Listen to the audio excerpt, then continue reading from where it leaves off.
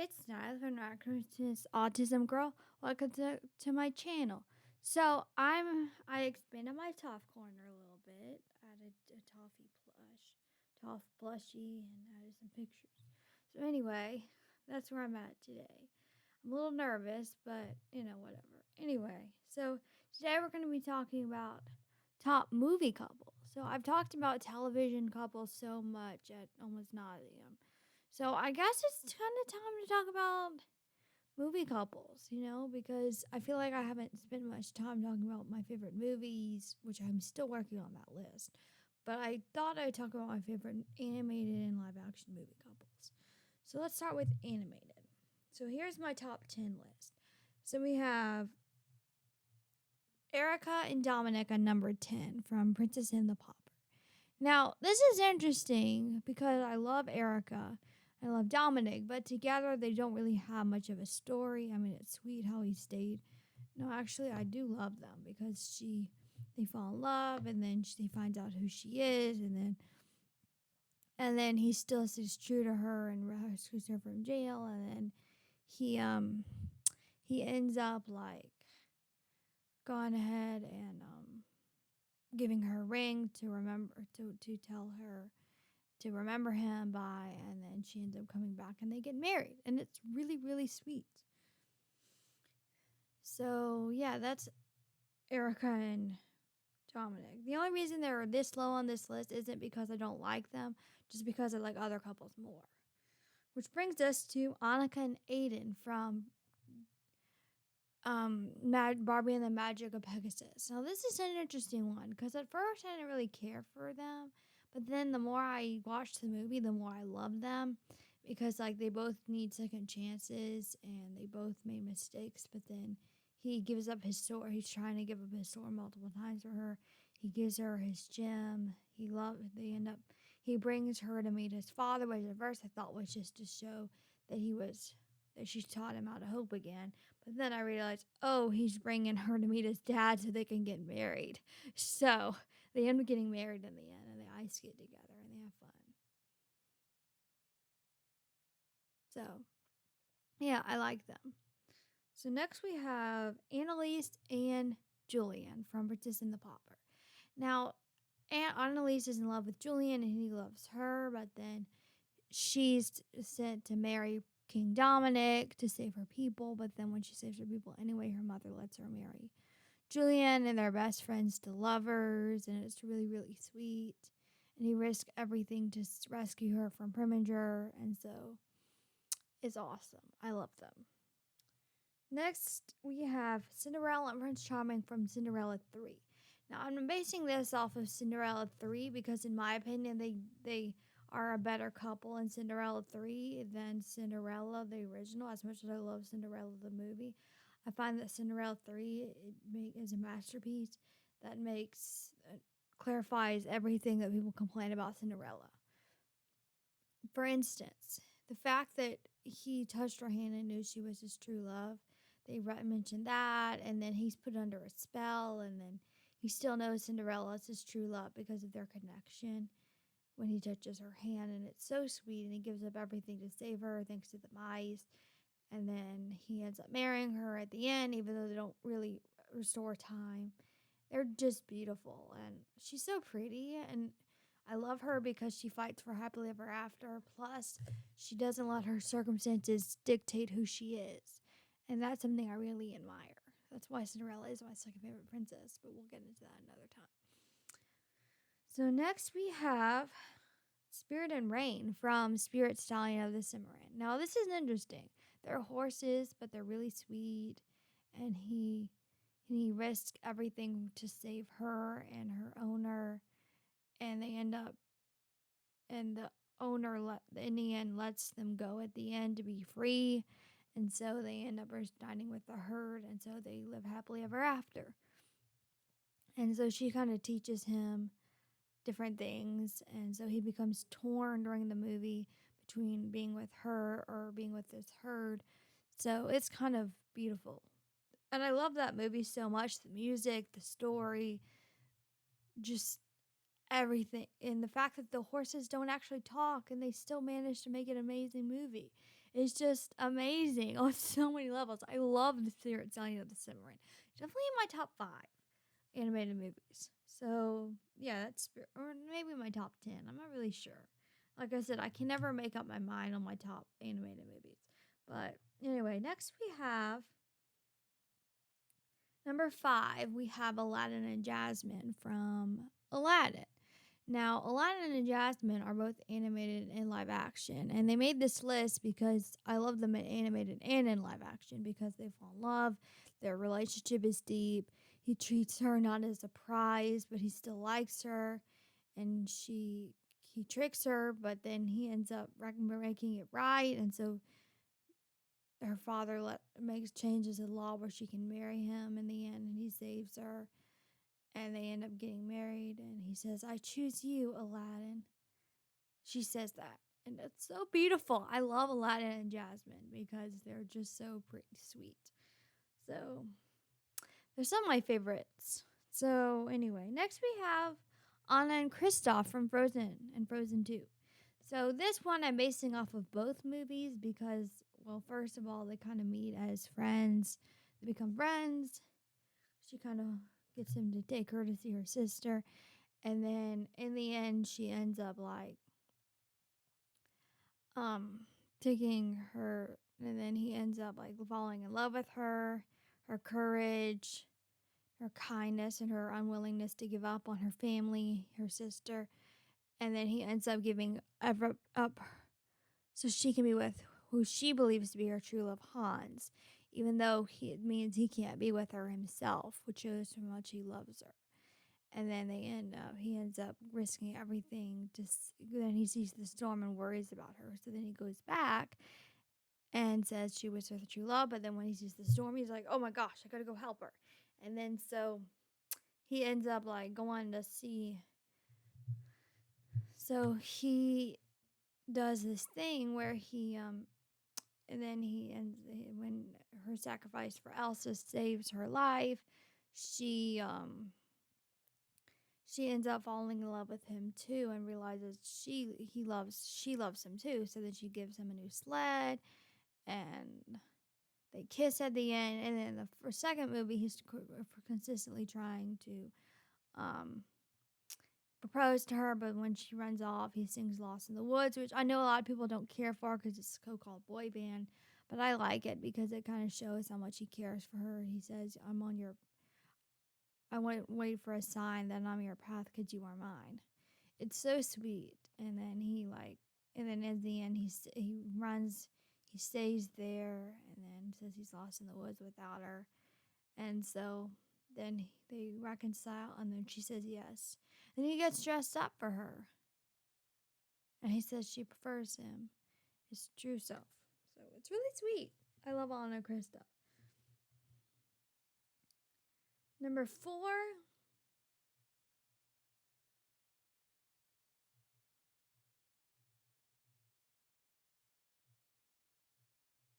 Number 3, we have Rapunzel and Eugene from Tangled. Now, as you know, I love them, and they're really developed really well in the series as well as the movie. We're just calling them a movie couple because that's where they originate.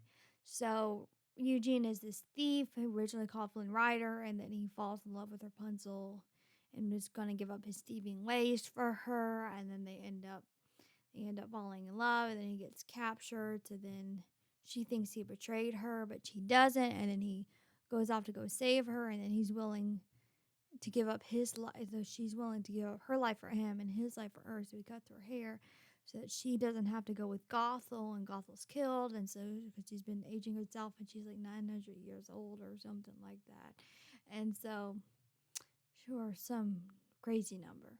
So then she's really old basically, and so then they end up kissing in the end, and then they're happy, and then the series, their relationship's even more developed, and then he slowly waits to propose to her, and then he proposes, and then she accepts, and then they're married, and it's really all amazing.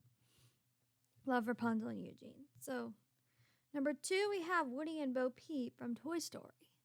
Throughout the Toy Story movies, you know Woody and Bo Peep like each other, Then in Toy Story 4, you're shown in Toy Story 3, she's absent because she's given up to another family. And then Toy Story 4, you kind of see that he still loves her.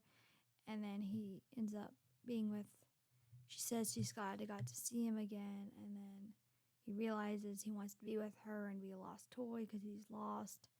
And then he ends up not being lost anymore because that was where he belongs. And so I love them, love their story. I love her and Bo Peep because I love Bo Peep in this movie because she's like a love interest, but she's also strong on her own. So love her. Number 2, we have Shrek and Fiona from wait, I meant to reverse those. Woody and Bo Peep are number 2, Shrek and Fiona are number 3. Okay, so number 3 we have Shrek and Fiona from Shrek, and then number 2 is Woody and Bo Peep, but I got the order mixed up. So number 3 we have Shrek and Fiona, and they're really sweet. He in the first movie he falls in love with her because she's sent to rescue her, and then they fall in love. But then he overhears her because she's cursed to be an ogre at night and a human at the day. But then she thinks she's talking about him, so then he goes to get Lord Farquaad, and they're having this fight. But then they end up he falls in love with her and confesses this, and then they kiss, and then it's revealed he loved their true love because she becomes an ogre. In the second movie, he thinks that she's better off with Prince Charming, so then he drinks this potion to make himself human and her human, and he's willing to kiss her and make himself human forever, even though he knows me an ogre. And Donkey points out what he'd be giving up, and he says, "I know, but I love Fiona more." It's so sweet. And then in Shrek 3, they're not really seen together that much. In Shrek 4, he kind of like, she says she loves him, but then when he signs that contract to be an ogre for a day, he gives up everything. He gives up what he already has. And he says his life was perfect. And then he falls in love with her again, and she with him. Especially, well, at first she's kind of reluctant because she rescued herself from the tower in the alternate timeline. But then she ends up like falling in love with him when he gives up everything for her and the other ogres. So yeah, I love them. So number 2, I already talked about them, Woody and Bo Peep. Number 1 is Hiccup and Astrid from How to Train Your Dragon. So in the first movie, he has this crush on her, and she's kind of not really paying attention to him, but she's not mean to him like the other kids are. But she ends up like, she says, and then when they have this romantic flight, and she starts to respect him on the dragon, and then she tries to help him save Toothless, and she helps him defeat. She's worried about him, and she kisses him in the end, and punches him, and then kisses him, and then in the second movie, their boyfriend. 5 years later, their boyfriend and girlfriend, Silky and first her his daughter-in-law, they're comfortable with sitting with each other, and you kind of see their relationship develop more in the show. But the show isn't really that accurate to the movies, so I just don't count it. But anyway, so they're comfortable sitting with each other, and she casually braids his hair, and then she causes mutiny for him, and they kiss at the end, and then she says, "See, I told you I wasn't here." And then they kiss, and it's really sweet, and they're comfortable with each other. So in the third movie, they are still a couple, not married yet, but then they say they're not ready. But then in the end, they do get married and have kids, and she supports him and believes that even though she thinks he's nothing without Toothless, she still thinks he's strong. It's really nice. I love them in that movie too. So that's why Hiccup and Ashwood are number 1 on this list. Now we're talking about best live action couples. We have 6 here. I couldn't think of anyone else I liked as much as I couldn't think of as many live action couples that I really loved as much as, I could think of animated couples. But anyway, Janice and Delilah from Homeward Bound 2. Now this is interesting because a lot of people don't like Homeward Bound 2 as much as the first one, but I love it. I love their love story and her trying to protect him, but then it ends up breaking his heart, and then he almost gets hit by a truck, but then he's fine. And then she comes back and he's happy again, even though he was sad. So they're not really developed that much, but like I still like them anyway. That's why they're on this list. So next we have Aladdin and Jasmine live action. So in the regular movie, in the original movie, they're really sweet and they're like awesome, and then like she's a lot deeper, and then but she wants to be sold and he respects her, and then it was kind of similar to the first movie, and the animated movie, but then she becomes sold and changes the law where she can marry him, and so he ends with only because you got caught, and so he asks if he's in trouble. And so then she says only because you got caught, and so they're really sweet. And so, yeah, that's next. We have Wanda and Vision from the MCU. Now, Wanda and Vision are very sweet. I mean, he's an android, but then they fall in love and he evolves, and then they think it works. But then Infinity War, she has to kill him, and then the bad guy brings him back to life, and then he dies again.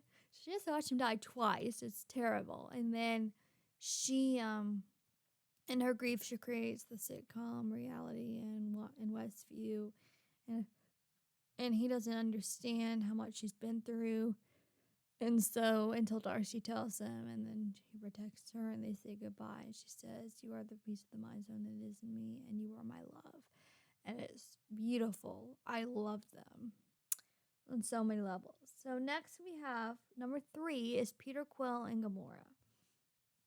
So they are enemies to lovers. I talked about them a little bit in my enemies to lovers brackets video I did with my friend Alana. But then they and then they're comfortable. They say they have an unspoken thing in the second one, and then in Avengers Infinity War, they're comfortable calling it. They say I love you. They kiss. They're officially a couple. But then she is sacrificed for the Soul Stone, and so her past self comes back, and he's very sad about it, and kind of like doesn't know how to control himself very well. But whatever. I don't like that part, but whatever. They're really sweet when they're a couple, so that's why they're on their number 3. Number 2, we have Peter Parker and MJ from the MCU.